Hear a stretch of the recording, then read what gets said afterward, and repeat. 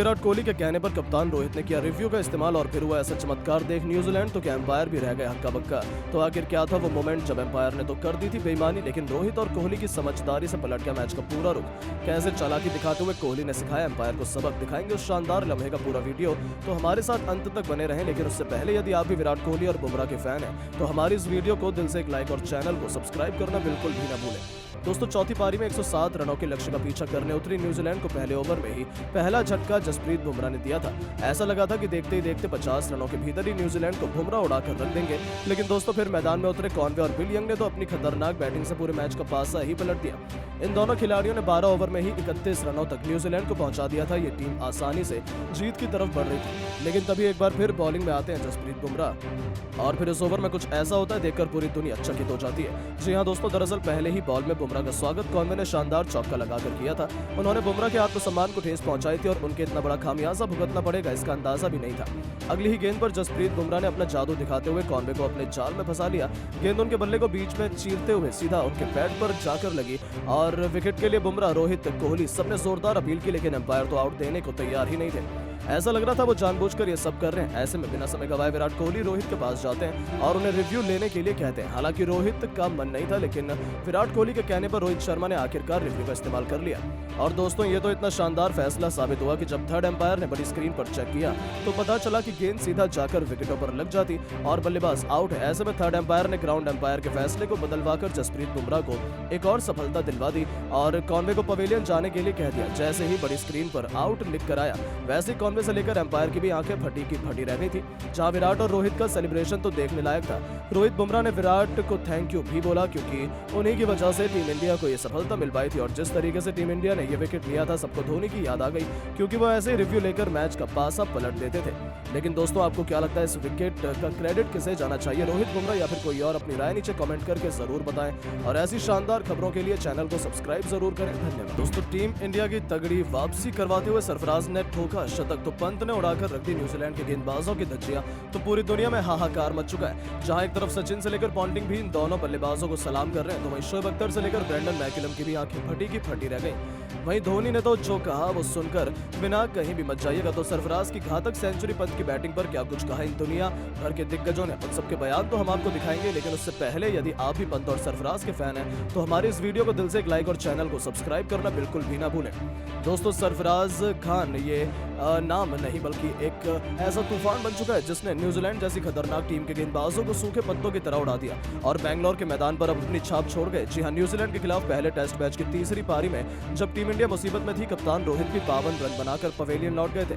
तब सरफराज खान मैदान में आते ही दूसरी तरफ खड़े थे विराट कोहली। जरूरत थी एक बहुत बड़ी पार्टनरशिप की। उस समय सरफराज खान अपने बल्ले से ऐसा चमत्कार दिखाते कि टीम इंडिया 100 नहीं 150 नहीं बल्कि सीधा 200 रन के पार ले जाते हैं। किंग कोहली से कंधा मिलाते हुए इस खिलाड़ी ने शानदार अर्धशतक ठोक दिया। विराट कोहली के साथ मिलकर उन्होंने 150 रनों से भी अधिक की दमदार साझेदारी की और उसी के चलते टीम इंडिया न केवल इस मैच में वापसी कर पाई बल्कि भारत की जीत की उम्मीदें भी जिंदा हो गई। हालांकि विराट के आउट होने के बाद भी सरफराज खान नाबाद थे और जब चौथे दिन मैदान में वो उतरे तब उन्होंने न्यूजीलैंड के गेंदबाजों की बेदर्दी से कुटाई करते हुए टेस्ट मैच को T20 बना दिया और देखते ही देखते चौके छक्कों की आंधी लाते हुए न केवल उन्होंने पंत के साथ 50 रन की साझेदारी केवल 50 गेंद में भीतर पूरी कर ली, बल्कि अपना शानदार शतक ठोककर इतिहास के पन्नों में अपना नाम सुनहरे अक्षरों में लिखवा लिया था।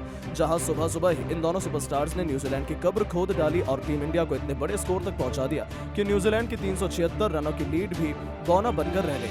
तभी तो उनकी खूंखार बल्लेबाजी ने पूरी दुनिया भर के दिग्गजों का दिल जीत लिया है। सबसे पहले तो god of cricket Sachin Tendulkar का कहना है कि go down to Sarfaraz Khan. जिस मैच्योरिटी, समझदारी और इंटेंट से सरफराज ने इस मैच में बैटिंग की है, ये दिखाता है कि सरफराज बहुत लंबी रेस के घोड़े हैं। जिस टीम में रोहित शर्मा, विराट कोहली, यशस्वी पंत और जैसे खिलाड़ी ऐसे हों, वहां सरफराज जाकर सेंचुरी मार देते हैं। तो आप समझ सकते हैं ये कितने अनमोल हीरे हैं। सच में यदि सरफराज यहाँ नहीं होते तो शायद हमारी टीम इस मैच में वापस नहीं आ पाती। थैंक यू सरफराज और बहुत बहुत बधाई हो आपको इस सेंचुरी के लिए।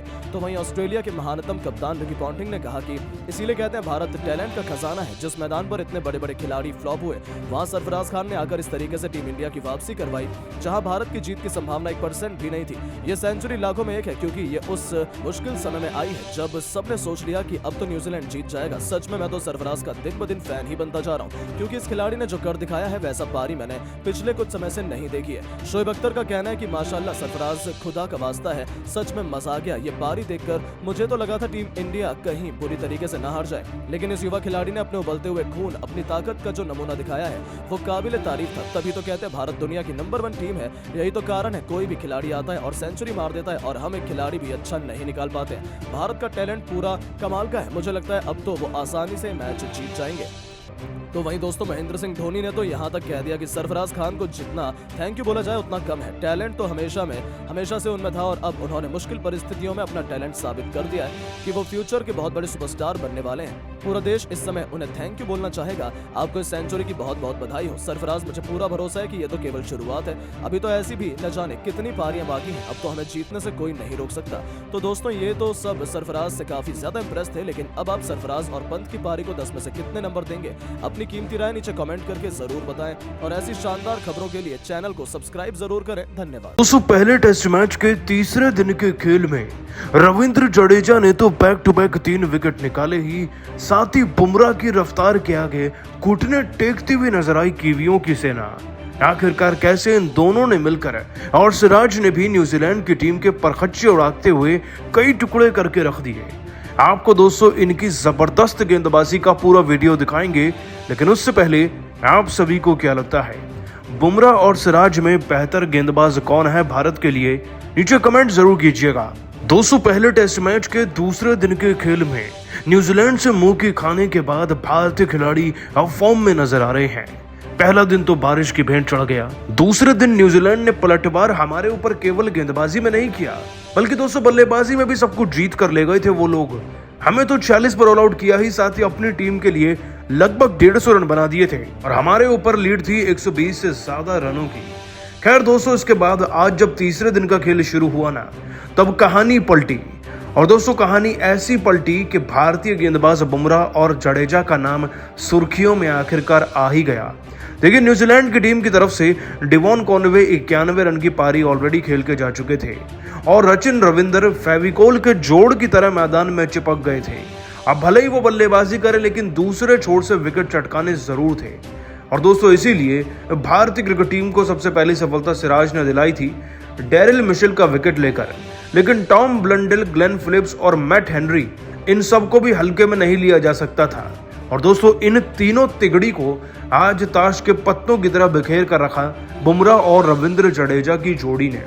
दोस्तों अगला शिकार था टॉम ब्लंडेल का।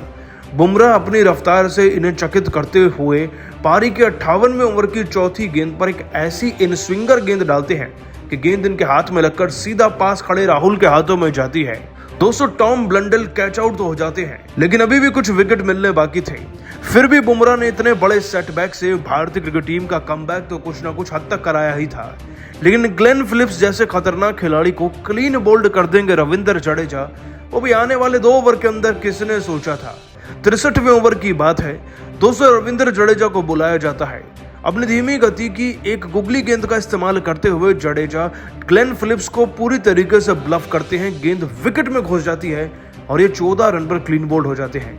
इसके बाद दोस्तों मैट हेनरी की बात करें तो वो भी 65वें ओवर में ही, यानी कि जडेजा के अगले ही ओवर में मात्र 8 रन पर क्लीन बोल्ड होते हैं, जिससे कि दोस्तों ये टीम अब अपने 233 पर 7 विकेट गंवा देती है। दोस्तों कहां न्यूजीलैंड के 193 पर 4 थे और मात्र 30-40 रन के अंतर के बाद 233 पर 7 विकेट हो गए। इसका पूरा श्रेय बुमराह और जडेजा को जाता है।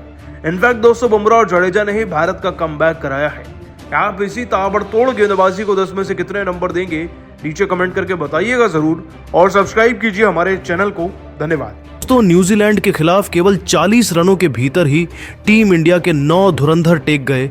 चिन्ना स्वामी के मैदान पर घुटने तो पूरे हिंदुस्तान में तो मातम ही छा गया, तो वहीं भारतीय क्रिकेट टीम के कई बड़े बड़े दिग्गजों का दिल ही टूट गया।